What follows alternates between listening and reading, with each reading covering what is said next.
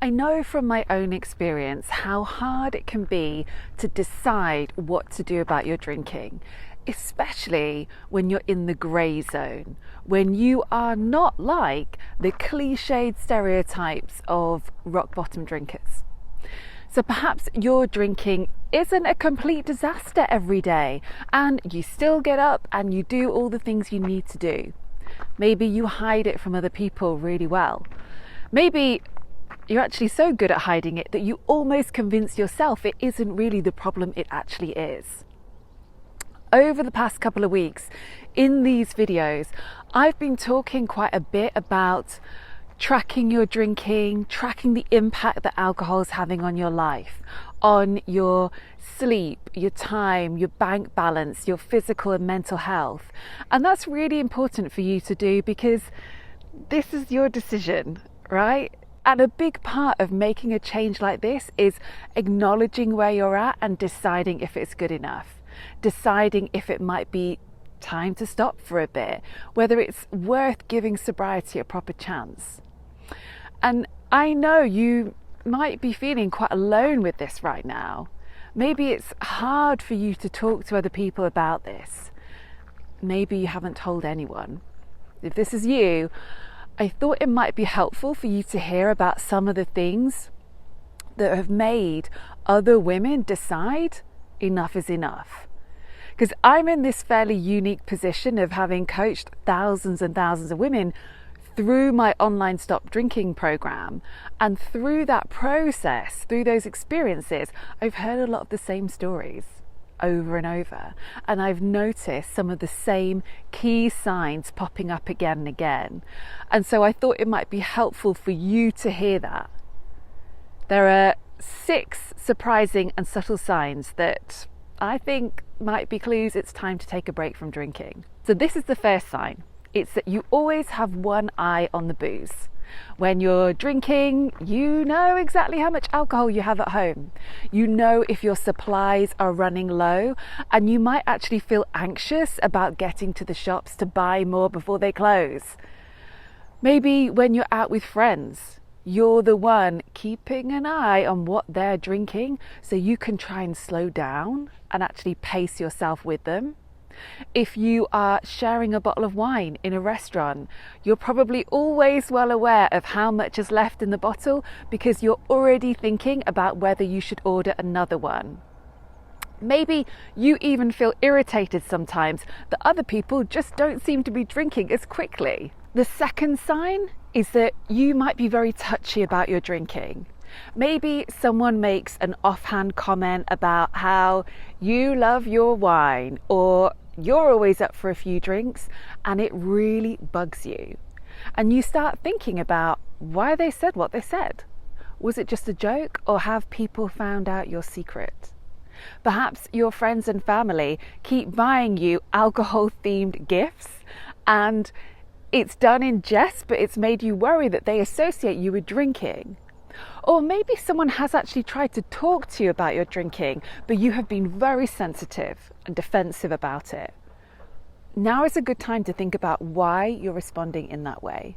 The third surprising or subtle sign is that you feel relief when you know you're going to be able to drink. Maybe you get home a bit earlier than usual and you're so pleased because it means you can have a few drinks on your own before your other half walks through the door. Or perhaps you've suddenly got a night to yourself at home alone and you're so happy about it because it means you can drink as much as you like without being observed by anybody. Maybe you thought you were going to have to drive tonight and now someone else has volunteered to do that pickup instead, so you're off the hook and you feel ecstatic. A lot of people report feeling relieved when they can drink the way they want to.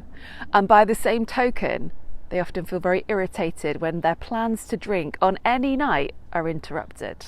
The fourth sign is that you are always creating lots of rules around your drinking.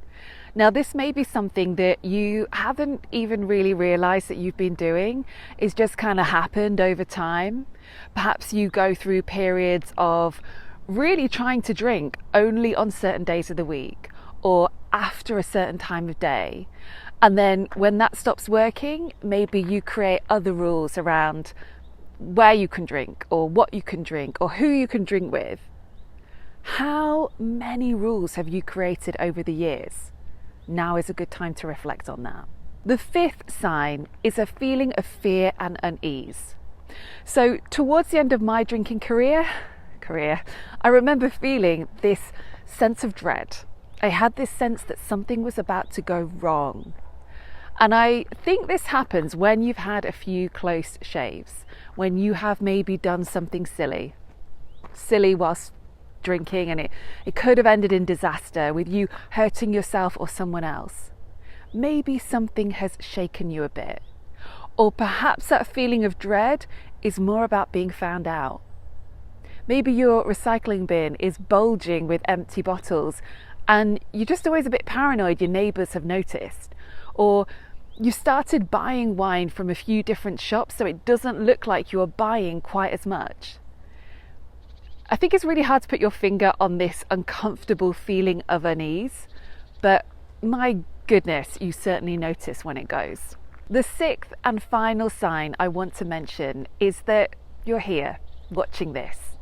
If you are asking yourself whether you need to stop drinking or take a break from booze, then there is a very good chance that you do. People rarely watch videos like this one by accident. I mean, unless you really are watching on someone else's behalf, it's a fairly safe bet that you are not happy with where you are. So those are the 6 surprising and sometimes subtle signs that I've noticed people share with me again and again. And look, it doesn't matter whether you resonate with all 6 signs or only half of them. If alcohol's making you miserable, or it's holding you back from making the most of your one and only life, then I think it's time to take a proper break from drinking, to test drive sobriety and give alcohol-free living a proper shot.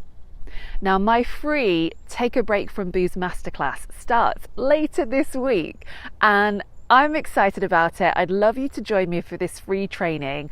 I'm going to show you exactly what to do and how to stop in a way that feels empowering and, dare I say it, fun. You are about to discover a way of life that is 100 times better than what you're putting up with right now. So I'm going to put the link for the masterclass below this video so you can register for it. Come along, it's going to be great.